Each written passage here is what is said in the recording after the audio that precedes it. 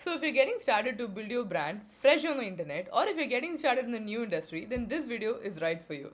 So hello everyone, I'm Saranya Narayanamurthy, your sales scientist, and today in this YouTube channel, in this video expressly, I'm gonna tell you when you're getting started in the new industry, what is the exact thing that you should do in order to map your digital footprint. Because getting started might not be a very simple thing to do, but trust me when I say it is the most easiest if you do it the right way. So a little bit about me in case you haven't seen me before. So I run two companies at this moment, the Content Board and Lion Digital, which are both marketing agencies, one performing pure digital marketing and other into complete B2B sales.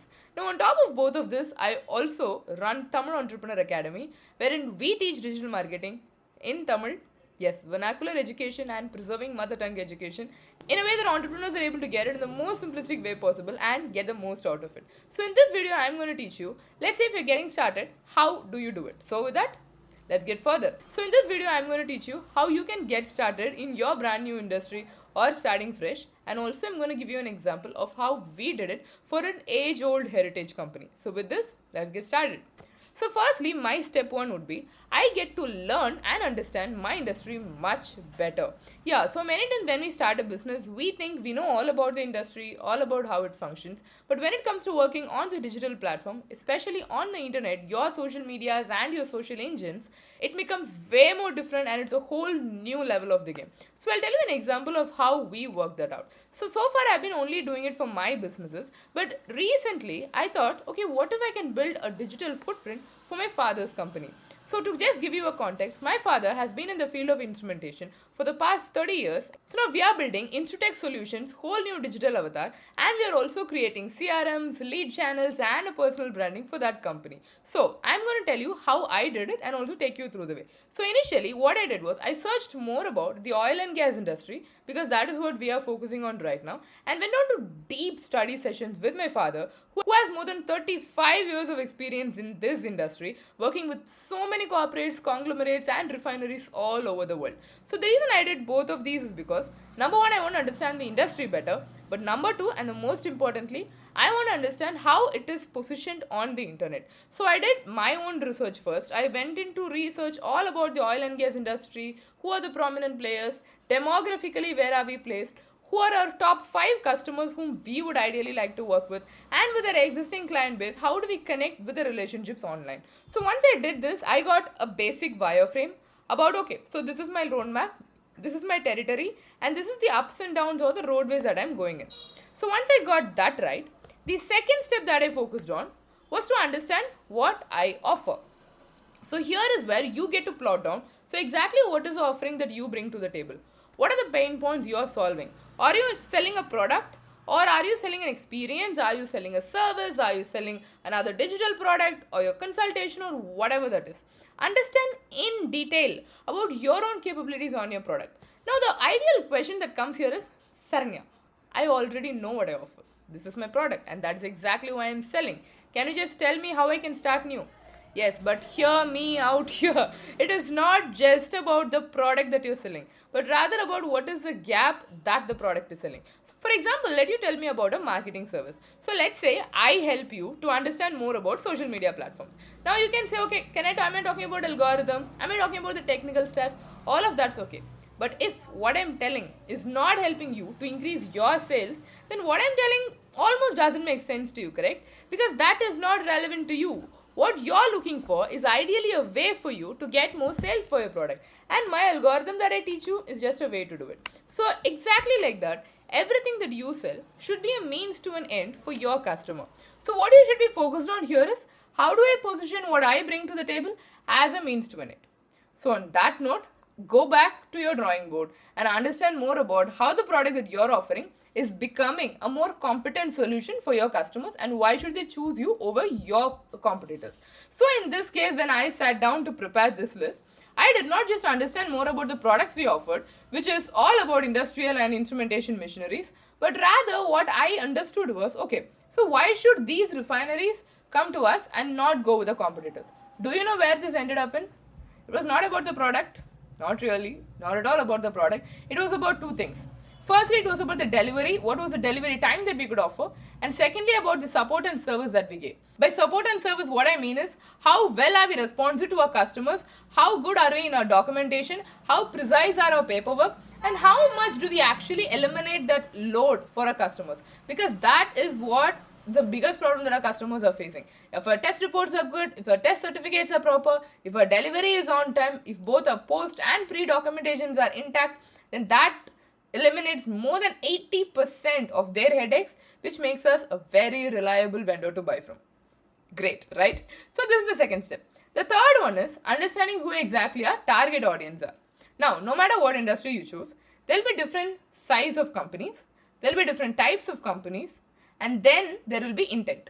I'll tell you what these means. So when I say type of companies, that would be, is it a large size company or a smaller scale company? Is it a company that's an end-to-end service provider, or is it a company who does only one specific thing? Is it a company who will require your services on a retainer model, or is it a company who would require your services as a one-off model? Who do they service? Are they a middleman, or are they the end-to-end vendor for their company, for their customers? So when you're choosing your target audience, you don't just choose who they are, but you also choose in what capacity or in what quality you are going to work with them. And that determines what type of support you want to provide to them. So ensure that you're taking care of this aspect in a much more stronger way. So understand your target audience, because once you choose a target audience, that is when you can prepare a list of accounts. So when it comes to for Insurtech Solutions, I chose my specific demography and I already created a size of company for my initial target. And do you know the number of companies I actually shortlisted this on? Okay, this is where most of you also go wrong in. You choose the first 10 companies to work on, but I chose just 3 clients. I chose these are the 3 companies that I want to be associated with, and these are just the 3 clients that I want to work with.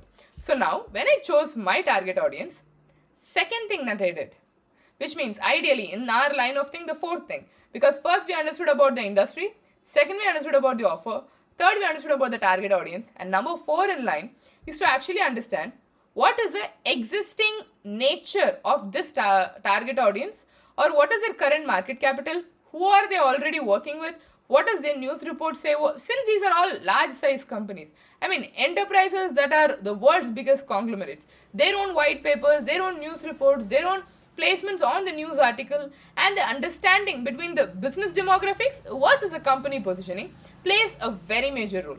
So I got in to understand more about my target audience. So in this case, this could be something for you like you understanding when did those companies acquire funding, how is their employee growth, what are the tools that they are using, who are the companies or the clients that they are working with, are they already doing a good PR? Depending on what you're selling, do a research. And again, let me give you a reminder for you, this is not for small ticket services. Because if you're selling a product that's worth a few thousands, let's say putting this much efforts wouldn't actually make a lot of sense. If you're charging your clients in 7 figures at least, then this makes a lot of sense for you. If not, don't put this much efforts, just directly jump in and just start pitching. But if you're actually looking for to an actual high ticket deal, then this method works wonders for you. So choose very clearly and understand more about the company demographics, the business situation versus the company's positioning. And once this is ready, put it together on a map. So once you have that, that is when you will be able to see, okay, so now based on this situation, in my target audience, within my companies, who exactly is a person I can connect with in order to pitch? Arriving at a customer persona, it's not something that you do on the floor. It is something that you clearly calculate. It is something that you arrive at on a structured way. Because when it comes to B2B, you're not selling on a one-to-one level, you're selling on a business-to-business level. So understanding the business positioning plays a very vital role. So ensure that's done right. So now when you understand the company's positioning, now you get to understand what are the most prominent people of the company talking. Be it on the internet, be it on their Twitter feeds, be it on their blogs, or even be it on the news or the press releases. So based on what they are communicating, and when you understand or when you're observing certain people for a very long time, you tend to get a clear idea of what their positioning in the company is or what is their roles and responsibility.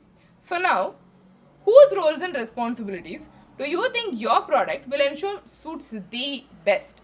So based on that, choose a customer persona and stick to it. So in our case, when we are working for Insurtech Solutions, so when we are providing the best products with the best delivery days and very minor documentation needed from the client ends, and when we take care of all the test certificates and everything intact, the job of the procurement manager or the turnaround expert is drastically reduced, because here we are not just assisting them, but we are providing end-to-end support, ensuring that they do not have headaches, and we take in the end-to-end services for them. So this ensures that that person who is in that position, who has all of these in his list of responsibilities, feels lighter when he hires us. So he will have more intent to get us into the company, to get us onboarded as a vendor, to work with us, so that him and us, or our company and their company, have a very reliable relationship. So in order to get this right, get your customer persona correct. So once we have the customer persona, once we have researched a list of companies or accounts to follow, then I go to LinkedIn. So especially for high ticket lead, I would always go Sales Navigator, because here I get to not just put on my own lead list, but also LinkedIn Sales Navigator gives it its own lead list and recommends me a lot of leads who have similar characteristics and similar traits to the people who are already in my list. So when it's recommending, I get to keep a check on all the people who are there, so that I can clearly see, okay, so what did this person post? What did this person show? For example, this is how my Sales Navigator homepage looks like. So here, if you see, I already have some personas and some priority accounts to follow. And the best thing is, so anyone who is already in my lead list, I can already see what their new updates are. So this helps me to keep in touch with them, to save them, to view, to engage, to comment, and also especially to have all my lead list organized in one place. So this is exactly how I use Sales Navigator to categorize the leads, to connect with them, to maintain a relationship with them, and to know anytime whenever there is a change happens. And the best part, it also helped me to categorize the leads and segment it in a very good way. So if you're looking started to get in a new industry, follow these simple steps, because now we need to get started on working ourselves as an approved vendor, identify the decision makers, and then start from there. For anyone who's working in an enterprise or working for a large ticket deal, the process would mostly be identical. If not, you would be needing to alter a few steps in the process, but rest, the principle stays the same, because that is what I want you to remember all the time.